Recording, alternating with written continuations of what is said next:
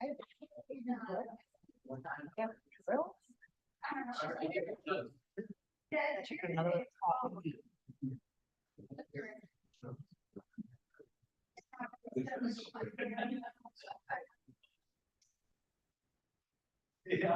I did a big hole.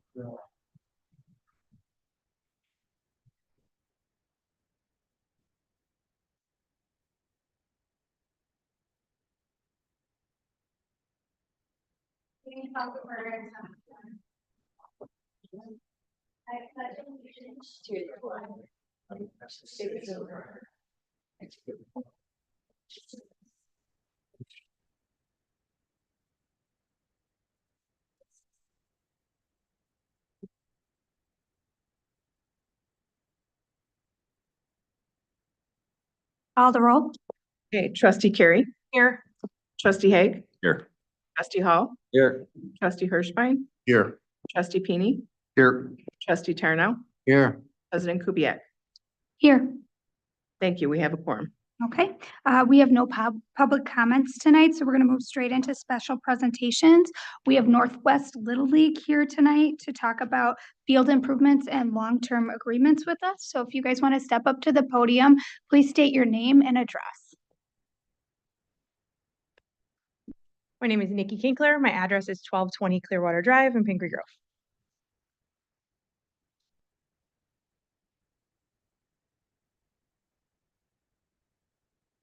So we are here because typically how it works is annually Northwest Little League and the Village of Pingree Grove come together for an agreement for field usage.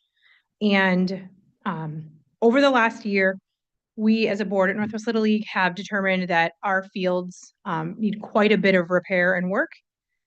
So for us, it's a significant investment, both from the league and from fundraising.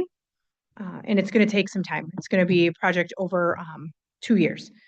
And because of this, because of the investment that we're going to make and the time commitment, we are asking that you guys consider a long-term agreement for us so that we know that if we're investing this money, we do have continued use of the fields. And then we also are kind of looking because we want to make sure that we do have field space. We have the most registrations we've had ever, and we keep growing. And we actually, at a couple of our divisions, had to stop allowing kids to play because we just don't have room for them to practice anywhere.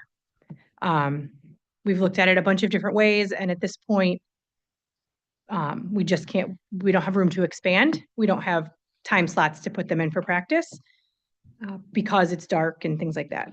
And we do want to make sure that we continue our partnership. I think we've had a great partnership for a long time, and we want to make sure that that continues. All right, so we want to lay out the plan so that you guys kind of understand what we're proposing to do and how it's going to take and how long it's going to take and what we'll be doing. So we would like to start in March, right before the start of the spring season, and we would like to tackle fields 2 and 3. These are the smallest fields that face the community center. And then the idea is these need the least amount of work. So for us, we can get that done. We can get it done before the spring. And it really kind of puts it out there for both the village and our registrants and their families that we are doing the work and that we're committed to making sure that it looks good. So we have reached out. We got several bids. We're going to be working with Coal Creek LLC. They are a local company. They are actually also in partnership or in exchange for sponsorship. They're going to be donating about 80% of the labor. So they're giving us a really great deal. They're really supporting us in the Little League. And they do great work. And they've done this type of work before. So we're actually going to be digging up both infields. We're going to be laying all new infield mix and then repairing batters boxes, putting in new base anchors. And then I think field 2 needs a new home plate. So that'll be installed as well. We're also looking to make our fields more utility. So fields 2, 3, and 4, as we go through these renovations, we'll have no baseball pitchers mounds. Those will all be portable because then it gives us more flexibility to use for both baseball and softball. And then we're going to adjust kind of where the bases go, because depending on how old kids are, what age group they play at, they need different distance and bases for baseball. So that would be March. And once Coal Creek completes, then Northwest, we would come in with a group of volunteers and do a lot of the base work. So putting those new anchors in, any clay bricks that have to be at home plate, we would be doing that then. And then at the end of the fall season, we would like to tackle Field 1. This is probably the biggest project of all of them. Right now, Field 1, the way it plays, it can only be for really teenage baseball. So we are looking to make it a little bit more versatile so that our Outlaws teams can use it along with some additional of our Little League teams. We have to do a lot of work on it. It needs a lot of grading. It needs some new sod. We need to actually rebuild some of the areas by the dugouts. So this field, if we do this in the fall, we were targeting probably mid-October, right? Like the 15th, 20th, that field would have to be completely shut down for the season, because once that sod gets laid, nobody can be on it. Otherwise, it'll ruin it. And then the final phase would be Field 4. This is the largest infield. It faces the parking lot of the complex. It's the one that's underwater every single time it rains, and sometimes when it doesn't. So on this one, we're going to be repairing all the drainage to fix that, to make sure that we don't have to take a field out of commission, because a lot of times it holds so much water that it takes days to dry out, which is really hard, especially now that we've got so many practices and so many teams playing that we really aren't going to have a lot of wiggle room to be closing fields for multiple days. So that's sort of our plan over the next really 3 seasons for us, is how we laid it out. Our goal is to make it nicer, right? And we're gonna also we're gonna do more upkeep too. We've talked to Coal Creek about how do we maintain it so we don't get into this predicament again, where we've got, lots of work, lots of money, lots of time commitment. So we also have a plan with him moving forward to do some annual maintenance to make sure that the infields don't get into the state that they're in now, that we can work on really keeping those up. We would like to partner with you on some things. So as we're kind of talking through this, I know Andy and I have been working on the agreement, but we were wondering if there's some stuff that maybe the village would be willing to help with. We'd like to add some screens in the concession stand just to keep bugs out. Possibly adding some kind of storage structure for infield mix. That way we can keep a little bit on hand, because when we're buying all these truckloads, it's significantly cheaper than to just buy, 1 wheelbarrow full. And we need it sometimes. If it gets really rainy or if it gets really dry, sometimes that mix can blow away. So if we could have, a team of board members that can go grab a scoop and fill in a batter's box or fill in a pitcher's mound, it helps keep it safer for the kids and keeps those fields in better condition. I think we've talked to Pat about this a little bit, but if we could do something on the bathroom floor, the bathrooms at Parkside are really nice. At Cambridge, they are just cement and it smells bad. So we think that just doing something so that the cement wasn't absorbing that scent. And then the last thing is kind of a request. If you guys have somebody who does grants, like we're all volunteers, and we don't have anybody who that's kind of what they do. Because we'd love to figure out a way to put some lights, at least start lighting those fields, because it gives us so many more opportunities. It gives us opportunities to bring in tournaments.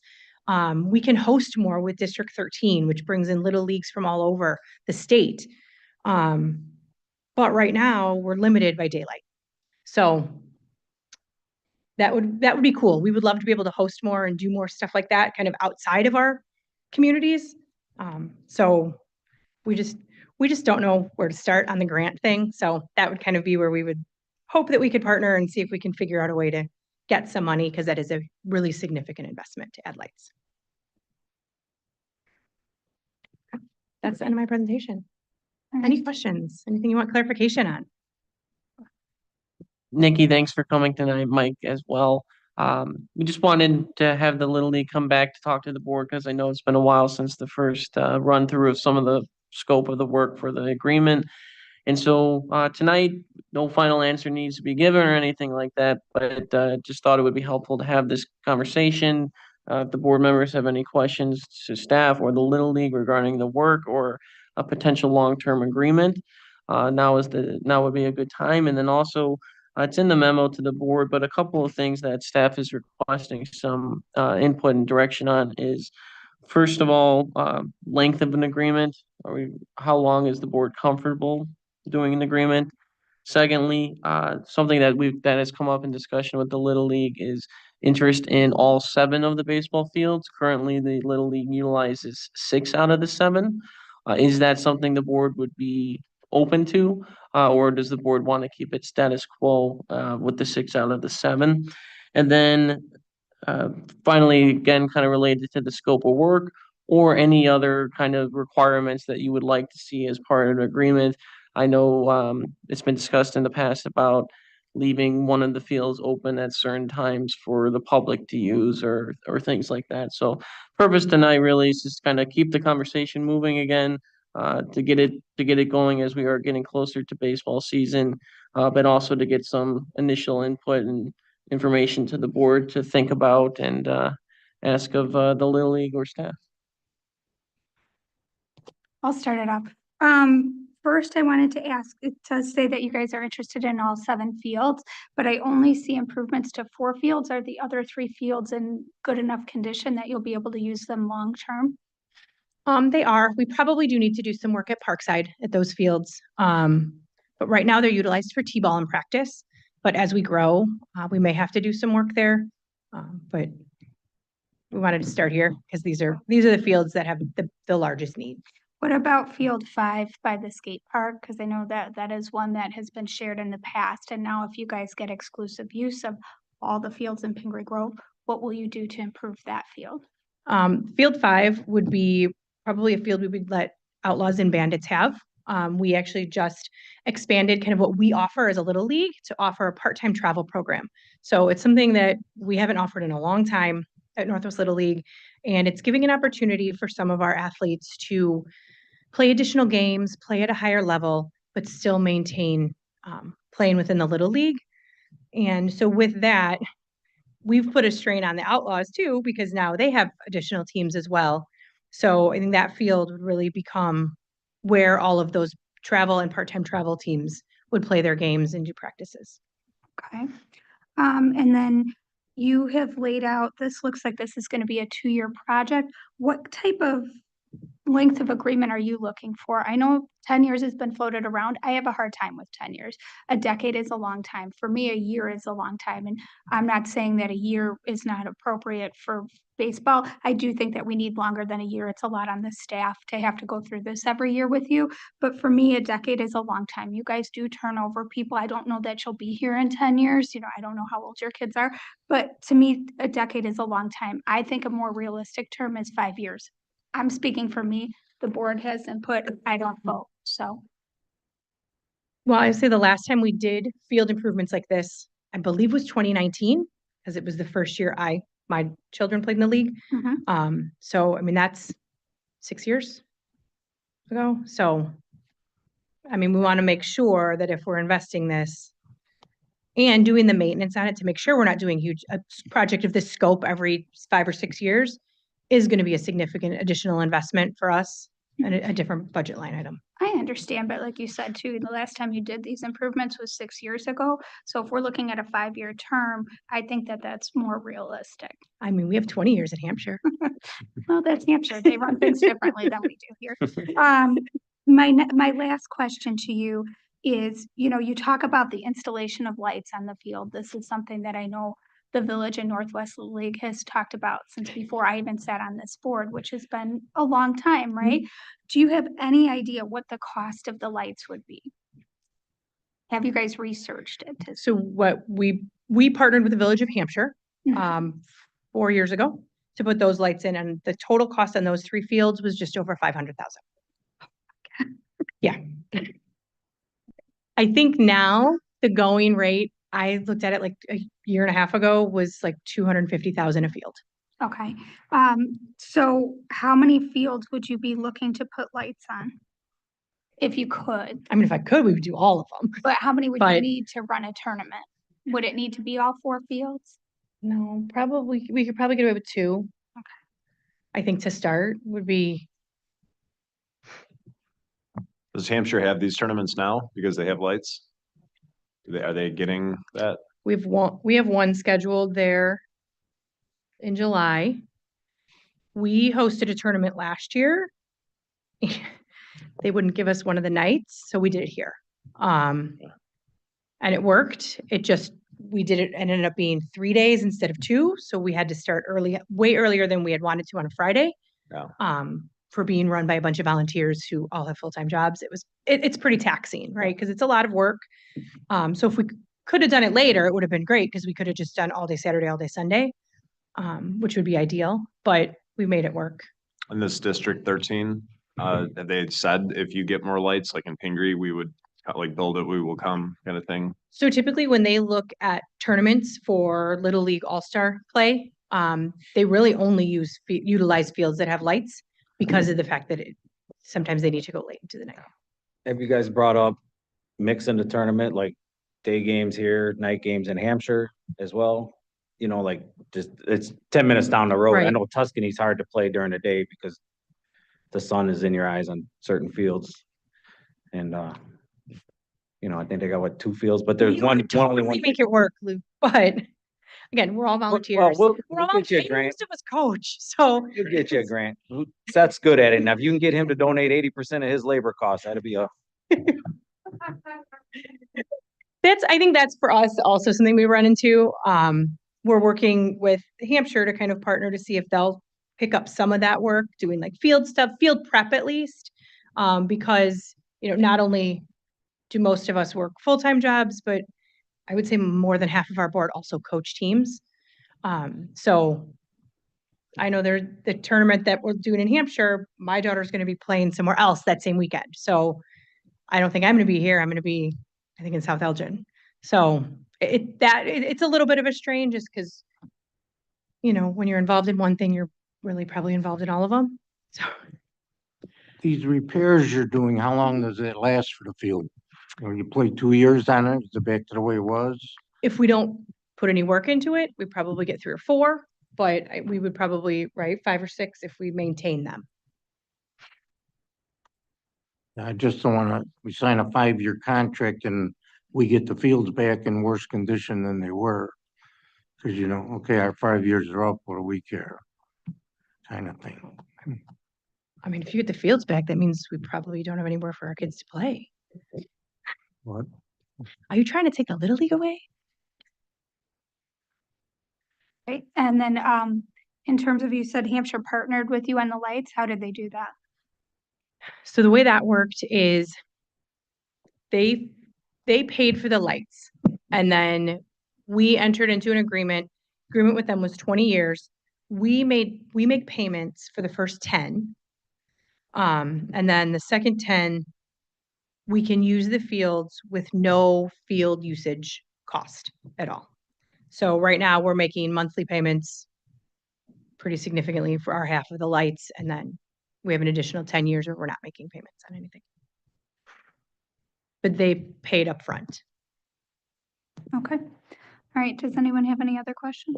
It's not a question, but I know that the Explore Elgin area works a lot with the tourism board and there's often different grants and things available if there's like hard data that tournaments would come. So there's a certain person that works over there. So I will get your information from Andy and put you in contact with that Awesome. person because I'm not gonna say they have money sitting around waiting to use, but I mean, that does sound kind of like something. Okay. Finger Grove's a member of that coalition, and so I think that might be at least something worth following up on. So I'll forward that information. that would and be make that awesome. introduction for you. Yeah, because we can pull the data. So Yeah, we've that would be got great. it, but so we can easily pull that for them. Perfect. Does anyone have anything else? All right, thank you so much. Thank you. Okay, Just one Go quick ahead. thing. As far as next steps, I'll be in contact with both of you. I'll get a little more feedback from the board when they can have thought through it a bit more and we'll be in touch about, drafting an agreement to bring back to the board for consideration. So thank you both. Thank you. Next up, we have a special presentation from Cambridge Lakes Charter School on their traffic route. If you guys want to come up, please state your name and address. Good evening. My name is Mark Razor. I'm the CEO of Northern Kane Educational Corp. We manage Cambridge Lakes Charter School. Our new address is 840 Campus Drive, although we have 6 different addresses on the 15-acre campus. So tonight with me is our upper school principal, Dr. Brett Bending, and then our community director on our board of directors, Mrs. Bria Crisaro, who is a member of Pingree Grove. And so tonight, what I want to do is talk about, I believe you have had similar complaints from some of the residents of Pingree Grove. Matter of fact, when Mr. Farini and Chief Harris and I were out looking at it, the traffic flow about 3 or 4 weeks ago, one of the residents came up as we were analyzing what we could do. So we want to work with you and try to figure out a way that we can make it so that it's safer for the students and the residents as we go through this.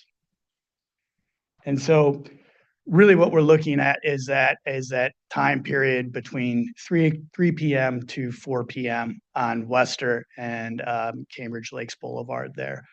And so we gather about 500 or so vehicles on top of the 115 employees that are also parked there. And so on a given day, you're going to have anywhere between 600 to 625, 650 cars going in and out during that time span, depending on if we have after school sporting events that are bringing in other teams from around the area. So it becomes congested, and much like any school that's built inside a neighborhood, it's one lane traffic, right? And so on each side, and so that makes it hard then for the residents to pass during that time as well. And so we are the largest employer, I believe, in Pingree Grove with 115 employees, 105 of those being full-time employees. We have 80% of our students that do reside in the Pingree Grove area. And I think we also have a shared interest in making sure that this traffic is smooth and safe for everyone. So in front of you, which is probably a better look than looking up at the screen, you'll see one of the main things that we're trying to accomplish is the original path was for having, let me see if this has having people line up inside the community center over here and then take this pathway around in. What we're having is people are driving through right here. So residents and then parents are driving through and taking a left onto Wester. And they're cutting, in essence, the line. But what that does is it creates a backup and a log jam right there instead of going through the community center, no matter who I put out in there, right? So we have a custodian station there. We also have someone else stationed at each one of these different areas, and our staff are assigned for those for the year. Plus, we have residents that are paid to come help us do traffic duty. And so what I'd like to do is propose to take that and make it so from the hours of 3 to 4 is to say that there is no left turn from Cambridge onto Wester, and route them is a right turn only to make sure that we're getting them into the community center and then lining up, and then we can release that traffic to make it a safer traffic flow. And so that's where I would like to propose to have a sign put there that limits that and says that there is no left turn. It's a right turn only. We have no problem paying for the sign and the installation of the sign. It really it is your property and it's on your easement and it's your traffic patterns. So it comes down to whether or not you approve those. In addition to that, what we're going to do is we're going to look at several different things. One of them is the green parking lot, which is right here. Okay, that causes a significant amount of backup. In the coming year, we're going to shut that parking lot down. It'll only be an employee parking lot so that it doesn't create this additional logjam right through here. And we'll take the kids that are in this area here and we'll disperse them between our other two buildings so that it's creating one traffic pattern out rather than multiple traffic patterns to help alleviate that and maybe open up some space. Further, the lot that was purchased from Pingree Grove several years ago is this back lot right here, right? So the way it was built, and forgive me, I'm new. I started in last December of 23. So when it was built, it in essence creates an eye on each parking lane, right? So it's a traditional parking lot that you would see in a commercial space rather than a school. You wouldn't create islands and then have an island at the end of those. Because one, it's really bad for snow removal. And if anybody knows that you don't want to have to, you want plowed straight lines, right? So what we want to do is take those end caps off. What that would allow us to do is instead of having just 2 lanes of traffic inside that lot, we'll go to 4 lanes of traffic, taking that traffic off of Wester that comes in and backs up to where really it becomes a boulevard where you have the islands in the middle in the neighborhood. So we would help to alleviate what would be down here and get more cars into this parking lot. So we double our capacity of having that. In addition, what we'll also do is close the parking lot until 3 p.m. in this back area, because right now we have parents that arrive at 2 o'clock and idle their cars until 3:30. Well, what that does is that creates more and more of a logjam. These are all very typical things for schools to do, right? You can see if you look at how this is impacting other schools in the area. For instance, I know that District 300 and the Village of Algonquin and the Dundee Park District are getting together because Route 72, if you drive through there, which I know you probably have, is not great to get through at arrival or dismissal. So they're looking at a joint $1.4 million venture to finally put the road in back where it needs to be to alleviate that, right? Westfield's at another one. They're gonna have to spend a significant couple $1 million to renovate that. And so this isn't just a Pingree Grove issue. This is an issue with, the more parents that drive their kids to school, and it creates more of an issue, right? And so since we are not a busing school, we are a walking and driving school. This is why we have those issues. And so our proposal or request for partnership is really to be able to put that no right turn arrow in there and limit the time frame for that. Again, we'll absorb the cost. I'd also like to be able to buy traffic horses for that area to be able to block it off so that we don't have to have people standing there. And so it would be blocked off and share that with the Village of Pingree so that when you use our lots for anything, whether it's the 4th of July parade, touch a truck, I know there's one other event, I can't remember, that you would have those on site and you wouldn't have to bring in certain things for yourselves. And we will store those and maintain them for that. So are there any questions? I'm sure there are. My only concern with the restricted turns from Cambridge Lakes onto Wester would be everyone has GPS units in the car, and I'm afraid that we're going to be taking and pushing everybody through the Irish neighborhood. As that means if they're coming down Cambridge Lakes, now we're going to be taking on that additional complaint with everyone now going into a residential area just to get around the signage itself. Second question that I had was as far as the barricades, who's going to be putting these out? Is it? We would. Okay. That's us. Yes. Every day. We tear down and put up in our own. So that's something that we have to do. Yes. If that change is made, will you be issuing notification to all your parents that are coming to pick up so that they know ahead of time, hey, Yeah. there's no longer a turn on Cambridge Lakes Drive, so people aren't trying to cut into the lines, Yeah. so. So the plan is that if we're able to do this, Mhm. then we will we created traffic flow videos at the beginning of school. What we will create traffic flow videos. We'll have a mass marketing campaign that goes out to all of our families and and make sure that they fully understand. Yes. Okay. So some of it will be, so forgive me, so some of it will be immediate and then others will wait till next year so that we can truly do the messaging properly and train everyone. But it's really to try to alleviate some of these issues currently. Sorry. I don't see it on your presentation here, but I did see it in your paperwork that you were asking for police officers to be there. You know, That's only if we start to run into issues where people are not obeying, then it is something that, hey, can we have an officer come and sit out here, you know, monitor the situation, I mean, right? So yeah. then when we have those issues happen, it's making sure that that's, you know, that's just a typical partnership that I've had at all the schools I've worked with.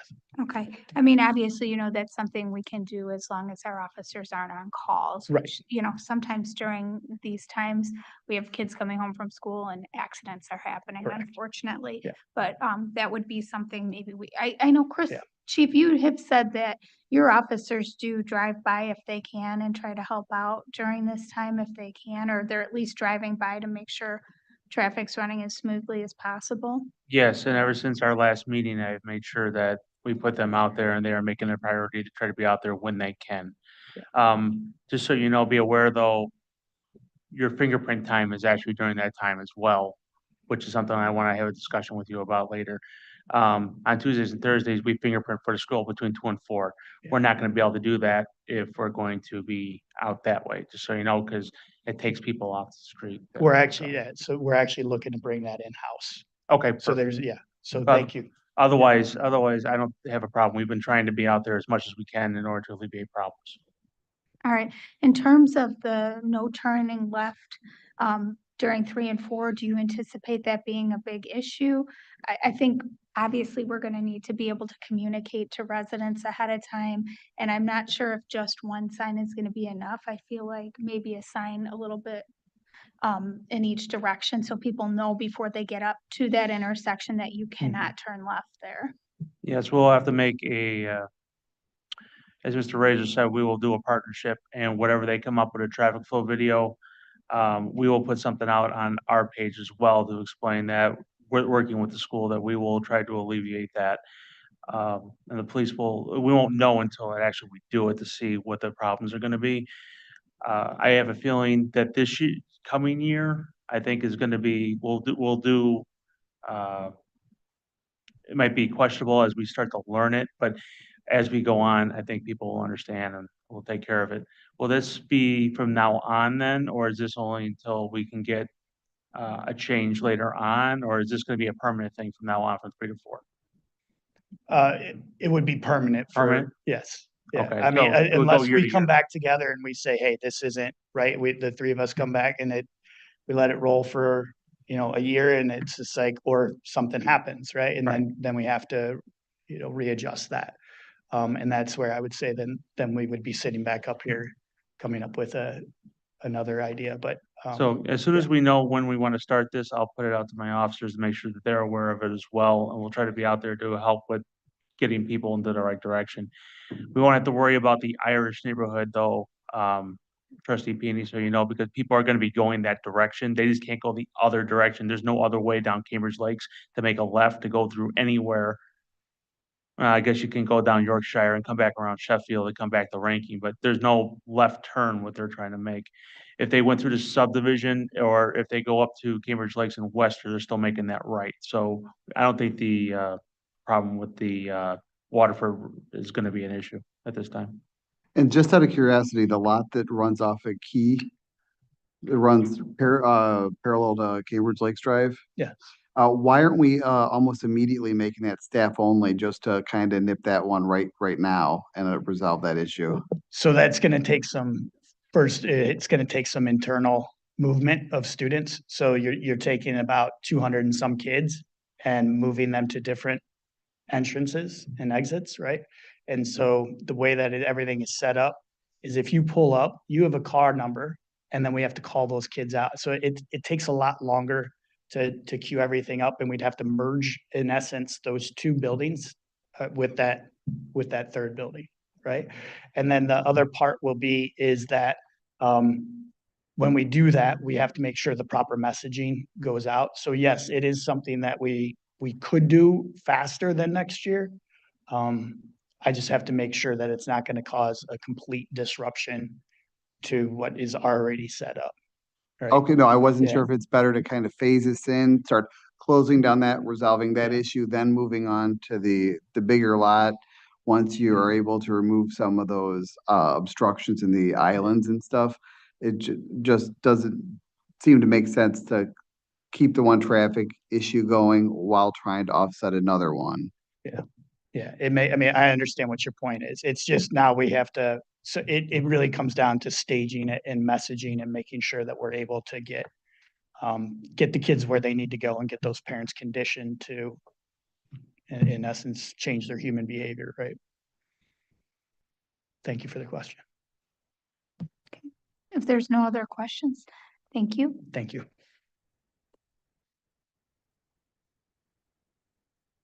I'll just clarify, so the board is comfortable with us moving forward with this traffic flow? Anything that can Adjustment? help that, yeah. Yeah. Okay, all right. We'll be in touch for the next steps. Thank you, guys. Okay, we're gonna move on to the consent agenda. Tonight on the consent agenda, we have the approval of minutes from the village board meeting of January 21st, 2025. The approval of the warrant list from February 3rd, 2025, in the amount of $198,605.76. The approval of the warrant list from February 18th, 2025, in the amount of $5,760,185.16. Sorry, I tripped over that super large amount.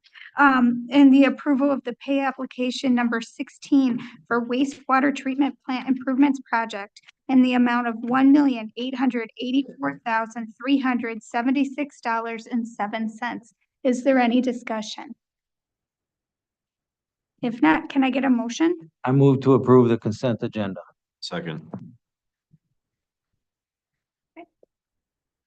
Call the roll. Trustee Charnel, Yes. trustee Feeny, Yes. trustee Hirschbein, Yes. trustee Carey, Yes. trustee Hall, Yes. trustee Haig. Yes. Thank you. Motion carries. Okay, moving on to items for separate action. Tonight, item A is the consideration and approval of an authorization of an expense to add a streetlight assembly on Ranking Road near the South Tyler Creek Bridge in an amount not to exceed $14,643. Pat?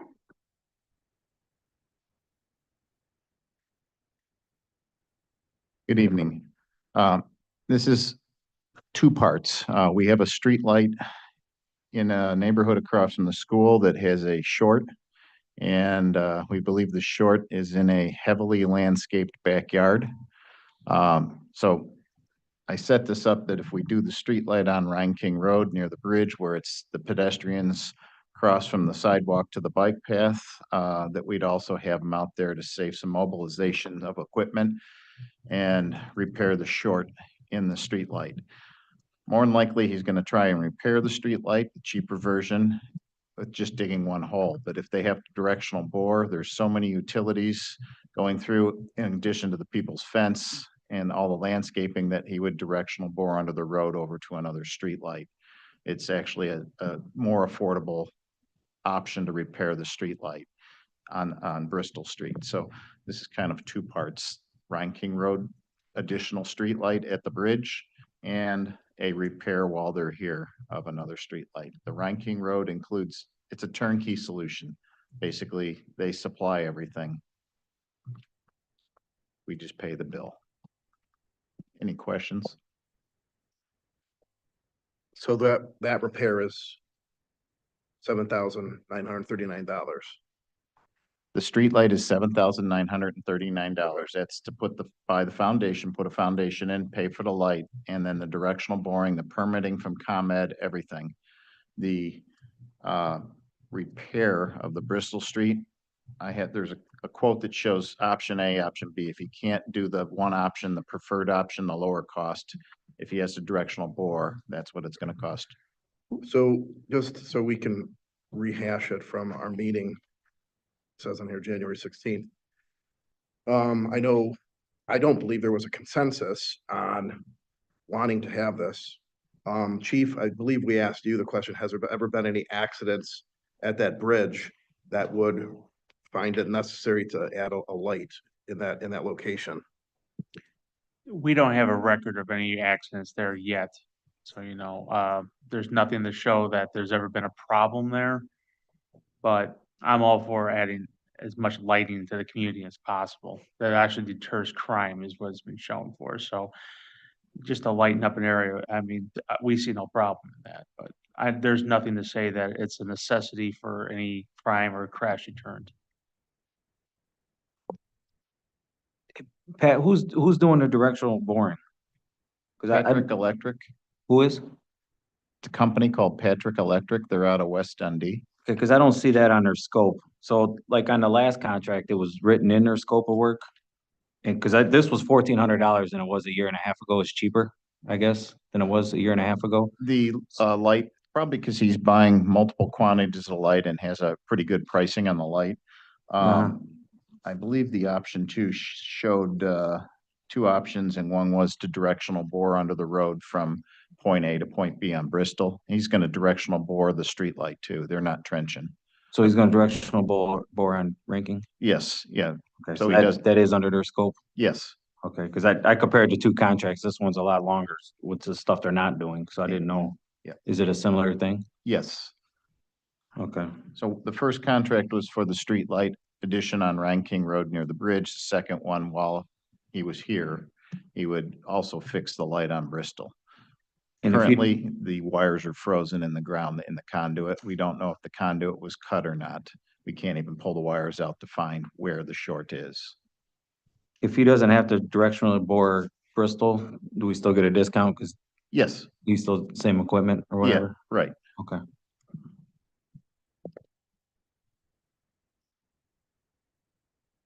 Any other discussion?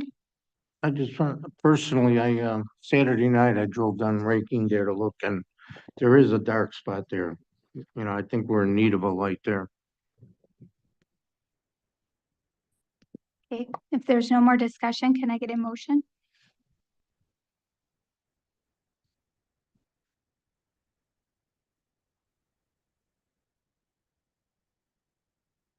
I move to approve expenses to add a streetlight assembly on Ranking Road near the South Tyler Creek Bridge and additional directional boring for the aeration equipment at a cost not to exceed $14,643. Second. Call the roll. Trustee Pini, Yes. trustee Tarnow, Yes, trustee Hall, Yes. trustee Carey, Yes. trustee Haig, Yes. trustee Hirschbein. No. Thank you. Motion carries. Okay. Item B is the consideration approval of an ordinance amending Village Code Title IV Business and License Regulations, Chapter 2 Liquor Control, Section 10-1, Classification of License Fees, Special Event License Fee. Andy? Laura, I'll let you take the lead on this one. Okay, thank you. So in preparing for the upcoming event season, it was realized that the special event liquor license, which is required to host any type of alcoholic beverages on village property, that fee wasn't in line with other vendor-related fees of similar licensing. Right now, the fee for a special event liquor license is $75, and that was implemented in 2009. And I'm recommending the increase to $150 to go in line again with other vendor licensing of the same type. Do we know how many vendors use this license? 2 to 3. 2 to 3? Is there any feedback that somebody wouldn't use it? I mean, I don't really care one or the other, but it's $150 we'd be making if somebody doesn't show up. I mean, how much do we lose on the other end? I'm sorry, what? Like, so if somebody, like, we only get one vendor next year instead of, Mhm. 2 or 3, Mhm. we're only gaining $75 here, but if somebody doesn't show up, would we make more than 75 on the other end? I mean, is there any complaints about our fees now or? No, there aren't. Yeah, The okay. special event liquor license is generally just given one at a time. Like say for the The HOA picnic, there will be one Mhm. for the beer vendor, and again for the 4th of July event. So it's one, if they're one at a time. That type of licensing. Laura, you sent out the form to the vendors in the area that hold a liquor license for the Independence Day celebration.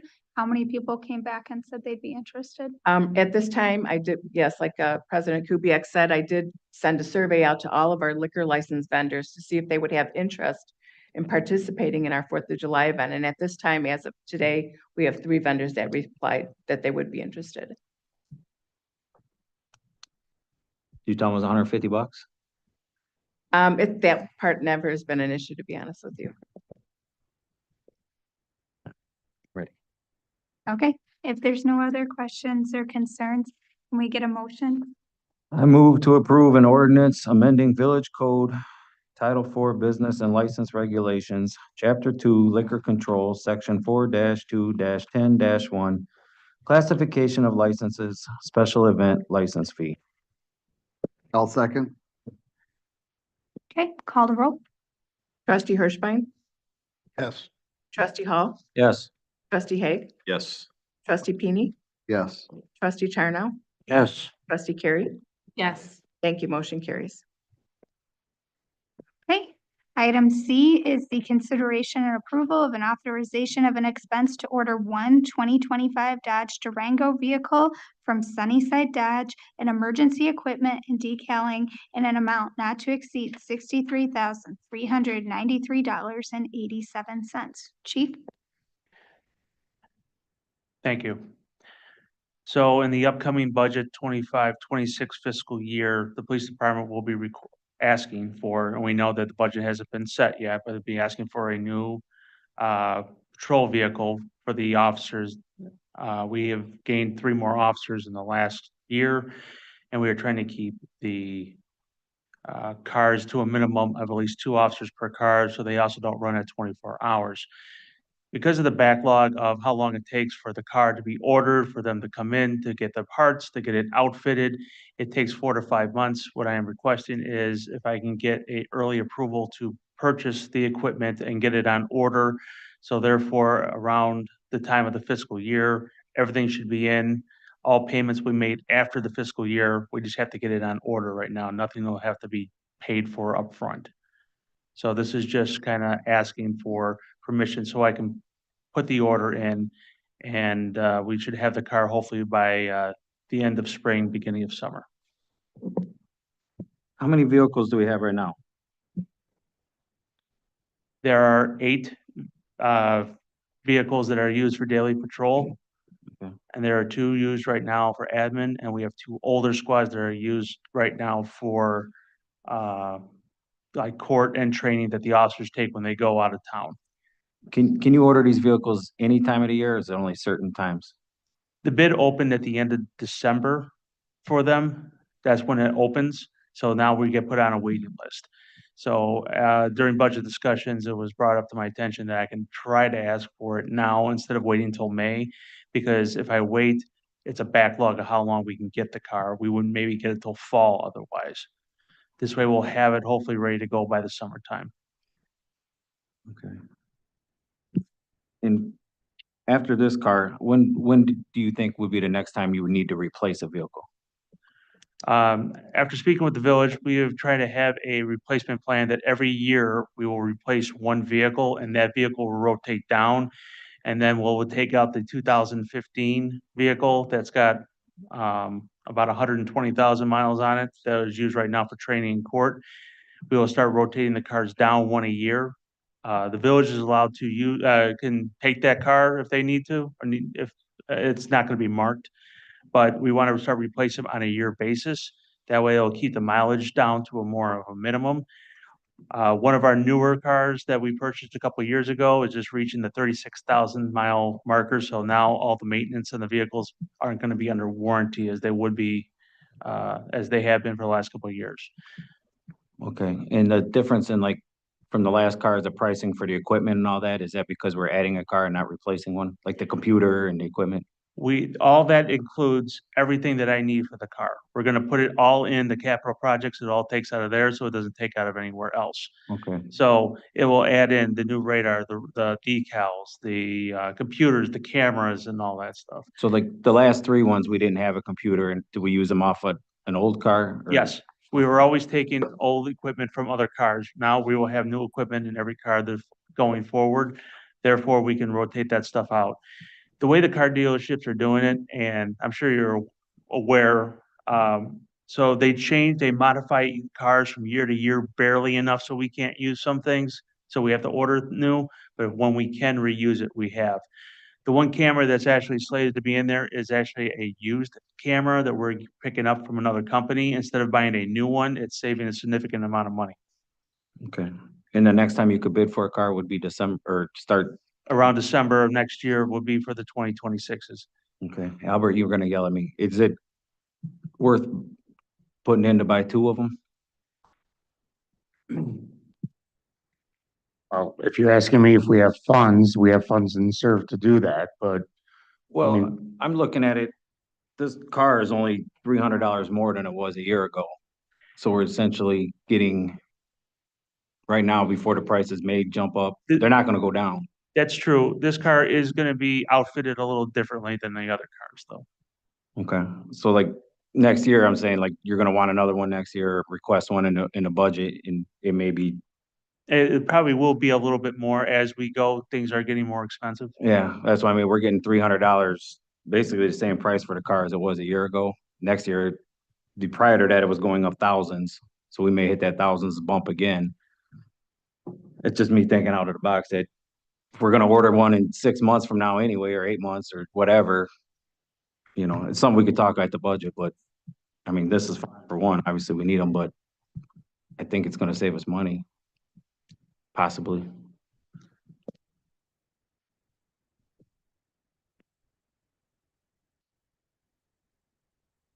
Chief, I noticed that some other municipalities are starting to go with like almost call it like a blackout edition. The vehicle's black with gray or, like really gray blended in lettering. What's your thoughts on that? That's actually how the next one's set up. We call it ghost lettering. It'll be a stuck top vehicle. It'll be a black Dodge Durango with what is called ghost lettering, where when you hit with the headlights, it'll show up. It'll be kind of a little redesign.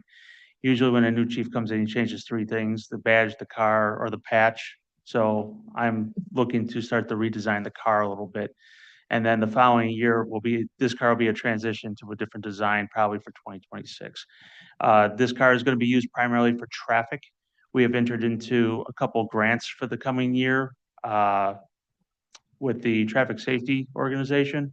So I'm hoping to get some more people out there doing a little bit more with that. So the officers thought it'd be a nice incentive, to kind of have something like that. It's also going to be outfitted with a little bit more lighting, since it won't have an oversized light bar on top, because I want the officers to be lit on the roadway. I don't want it to be just because it looks like a black car. When you light it up, I want to make sure people understand what it is. The design is actually inputted in the packet if you want to look at it. There any other questions? If not, can I get a motion? I move to approve the authorization to order 2025 Dodge Durango vehicle from Sunnyside Dodge and emergency equipment and decaling not to exceed $63,393.87. Second. Call the roll. Trustee Hall, Yes. trustee Haig, Yes. trustee Pini, Yes. trustee Hirschbein, Yes. trustee Tarnow, yes, trustee Carey. Yes. Thank you. Motion carries. Thank you. Okay. Item D is the consideration and approval for the proposal for well number 1 equipment removal and inspection in an amount not to exceed $25,580. I'll go with you, Andy. Yeah, so this is, as we've discussed before, well number 1 is a well that's scheduled for maintenance in the next fiscal year. Pat had brought up at the previous meeting the idea of moving that up sooner to save some money on mobilization costs because we would look to use the same contractor who is currently doing well number 2 rehab. And so since the last meeting, I know Pat's reached out to the contractor for further information regarding timelines and the ability to do the work in a manner in which we could expect to have it up and running in the summer. And so with that, he's put in some of those additional details, and we're confident that we could get it done in time. Pat, is there anything else to add? No. Except that they'll be here end of February, the week of February, mobilizing the equipment to reinstall well 2 assembly. So shortly after that's installed and passes a test, they would, if approved, they would start on this. And Pat, we should be good before the summer demand kicks in, Yes. correct? Yes. And then just a quick reminder, this is the fee to pull the pipes and to inspect it. Staff would come back to the board with the proposal for whatever the cost would be for any kind of repairs that actually need to be done to the well. Pat, have you seen anything from that well and the way it's working that would concern you? The level transducer on this one is also burned out, so that needs to be replaced. It's about a $5,000 to $6,000 assembly. Other than that, no, the flow rates is, been similar as it always has. The one thing that worries me is the other well before it went out showed no signs either. So I don't know, is it gonna be worn where they're gonna recommend replacing the pump assembly?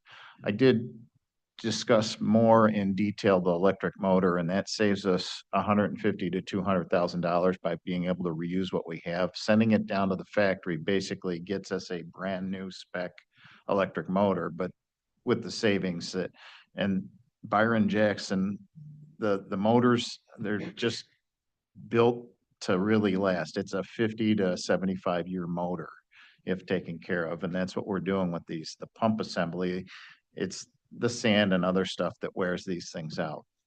And again, limestone, sandstone wells, that's where the debris that we pump up and filter out comes into play on the worn out pump assembly on well 2. Pat, how long has it been since we pulled this pump last? This one I think was done in 2014, 2013. It was actually pulled before the other pump was. So it's been longer. And how often are we supposed to pull them? 5 to 7 years is the recommended. So we've way exceeded that at this point. Yes, yeah, we have. And we'll save about $6,000 by doing this without having to remobilize? That is correct. Just $20 less than 6,000 to be exact. Okay. Does anyone have any other questions? I just wanted to comment that it's nice that we're in a position now as a village that we're being proactive than reactive. In the past, for many of you that has been on the board for a long time, things broke and then we were forced to fix them, and we're in a position that we can be proactive and fix them before they go bad and cost significantly more. No other questions or comments? Can I get a motion? I move to waive competitive bidding and authorize an agreement with Municipal Well and Pump for the removal and inspection of well number 1 equipment in the amount not to exceed $25,580. Second. Call the roll. Trustee Hall, Yes. trustee Haig, Yes. trustee Carey, Yes. trustee Charno, Yes. trustee Pini, Yes. trustee Hirschbein. Yes. Thank you. Motion carries. Okay, we saved the best for last. Item E, consideration and approval of an authorization for an expense for a ComEd service upgrade charge and an amount not to exceed $36,533.86. Andy? So I'll introduce this one, Seth and Pat, please chime in. So ComEd, as it states here, is looking to charge the village for fees for upgrading a couple of pieces of equipment related to the wastewater treatment plant project. The most significant one would be a new, larger transformer, as well as an additional pole, and then the labor and accessories necessary to install that transformer. Staff, we we spent a couple of weeks trying to appeal this charge. We was talking with our ComEd representative, looking at our franchise agreement and try to wiggle our way out of it. We were not successful, which is why we're bringing it to the board tonight. We do recommend approval to keep the project moving forward, because when you deal with ComEd, they are very slow-moving organization on some types of things. For example, the water treatment plant 2 project, one of the first things that delayed that project was ComEd related work. So unfortunately, we weren't successful in trying to get the cost reduced. But because of that, because we pretty much have to pay for it, we're recommending to do it now to get it moving forward. Seth, Pat, is there anything you want to mention that I left out? I don't have anything. This also occurred with water treatment plant 1. We had contingency money in that, and it was just done behind the scenes. And they're upgrading, putting an additional pole on Rhine King Road and a much larger transformer. Yeah, I was just gonna add, I think this is a similar thing that we dealt with on treatment plant 2 for the water. The main difference here is that the feed line for water treatment plant number 1 was much smaller, and the transformer was much smaller than what's going to be put in here at the waste plant. It's a much bigger unit. And also they're requiring a complete relocate from the existing service location as well, which is more work than what was required at treatment plant number 1, or sorry, the water plant. So the transformer's moving It's moving and getting bigger. and getting bigger. Shouldn't the IHC, shouldn't they have found or figured this out in their initial bid and engineering of the plant? No, this is just simply one of, very similar to, like, for example, if you remember at water treatment plant number 2, we had back and forth and almost bidding when we were trying to figure out, like, on internet providers, right?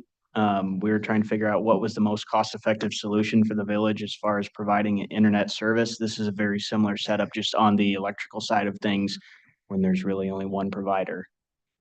But yeah, this is just simply a service upgrade, and wouldn't have been something that was in IHC's scope of work to handle. How much of this work is ComEd required to do? All of it, as far as like the amount, the cost. Well, like digging the trench, pulling or laying the pipe, all that, because I don't know how it goes here, but when I build this stuff, I dig the hole, lay the pipe, I leave the string in there, they come and pull the wire, and all they gotta do is land it. My understanding is that ComEd is making this upgrade from, they're putting in the new pole on Rhine King. They're gonna set the transformer on the pad. I believe the contractor is responsible for pouring the pad, and they may even be responsible for installing the conduit as well. And then ComEd will come in and basically pull the service line from the main feed out at Rhine King Road through the conduit, make the connection into the transformer, and then go live into the plant. So does that 36 include the pad, the wire? The pad's covered under the waste plant. Okay, that's under the waste plant. Yep. The wire, and you said that the builders. They would provide yep, they're pulling their own wire from the road to the transformer. Okay. Conduit's covered under the waste plant. So that's covered under the waste plant. Correct. So how do we cover that under the waste plant if we didn't know about it? I guess. Well, that's standard practice when you do a service upgrade, right? This is the charge that's coming from ComEd for what they have to do on their end. Okay. So we planned for the fact that there's going to have to be a conduit that was run from the main road or from the main connection point, and that there was going to need to be a pad. But until they know where they want it? Until the contractor actually orders for the new service to be completed, they don't do their final cost analysis on what ComEd's going to charge for the service upgrade, if that makes sense. So ComEd's charging us $36,000 to pull wires through pipe that they're building? I mean, putting in the They're, ground, yeah, ComEd's going to so a day provide, of work. they're is 36 providing grand. wire and a transformer and they'll make all the connections.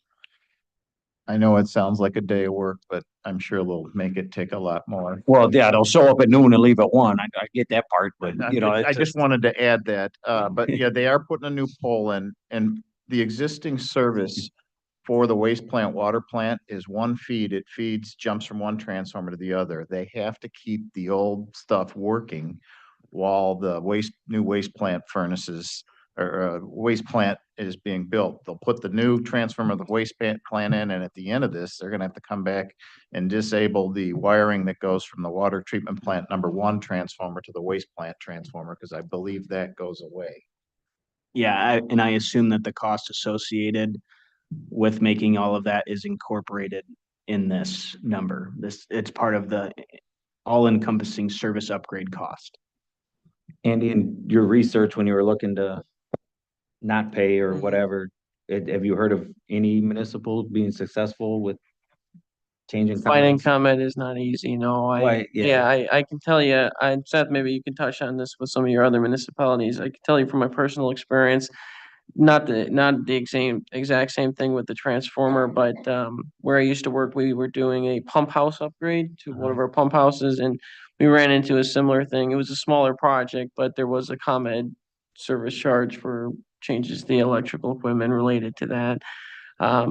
Seth, can you speak to what, experience with other clients going through similar projects? Yeah, so one area where I pushed back on ComEd was that in previous experience, I've seen where they're simply making an upgrade as far as within the same conduit and really in the transformer location, that they've waived some of those service upgrade costs when it's above 75 kilowatts.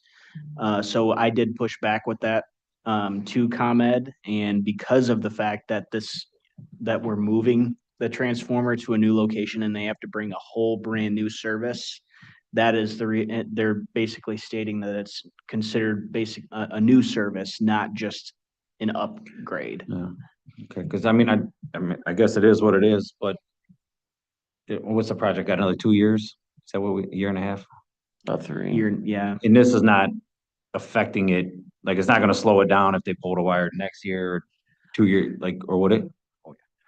So as we're scheduling, we're talking about tearing the sand filter building apart, which is where the water goes out, the last clarification step, and installing the new equipment in there. That'll affect my irrigation this year too. If the new electric isn't in, they can't power up any of the stuff that they're building right now. So it's critical here, and ComEd will delay and delay and delay this. And, we're expecting, if this was approved tonight and we tell ComEd to go ahead with it, I bet you it'll be June or July before we see this. And getting this piece in, that's how they're gonna decide when they do the rest of it, because there's no point in tearing the building apart to do the next step, that portion of the construction, without future electric, because once the new equipment's in, they need to have all the rest of the pumps working, because we're gonna start powering buildings up after that project's done to redirect flow, because I have 45 days at a time where if I don't meet my discharge requirements, I get a 45-day grace period because we're under construction and working on it. Then I have to be in compliance, and then another 45, and that's it for the year. So they've got to do the upgrade at the sand filter building in 90 days, which they think they can, but part of that is we need electric from ComEd so that they can run the pumps on the building that they're trying to complete now. Is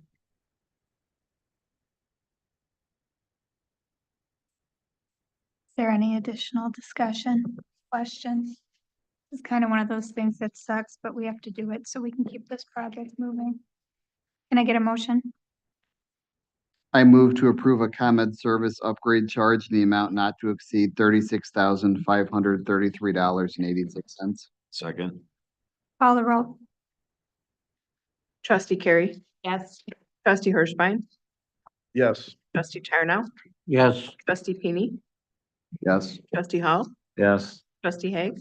Yes. Thank you. Motion carries. Okay, we're gonna move into reports. I don't really have anything for you guys tonight. So we'll go straight to Andy.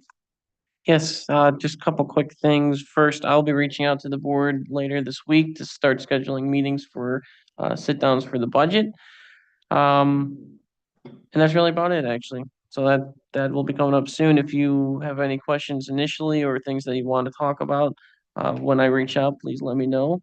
And I mean, of course, I think most of the board's been through it before, but if not, if you haven't, or you've only been through it once, we do a comprehensive look through at everything from obviously all the different line items of the budget. We also talk about staffing plans and salaries and long-term projects, that kind of thing. So I'll be reaching out later this week.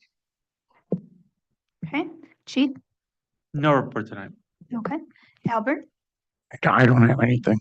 okay, Nick, Just want to let the board know that we are confirmed to have a planning and zoning commission meeting at 6 PM on March 3rd, which is before our next village board meeting.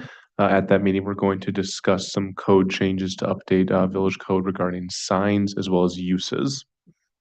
That's all. thank you.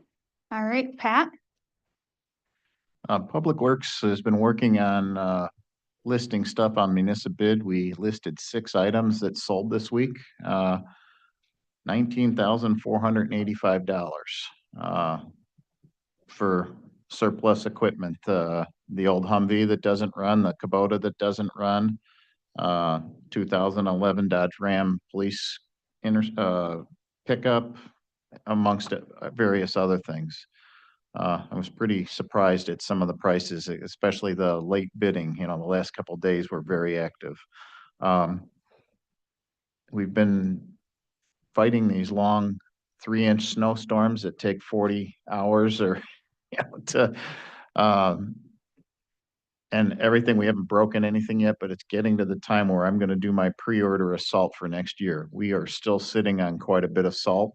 The salt that I ordered for this year will fill the bin up, but I have to guess at what the winter's going to be like next year and order the appropriate amount of salt, just letting everybody know. That's all I have. thank you, Pat. Seth,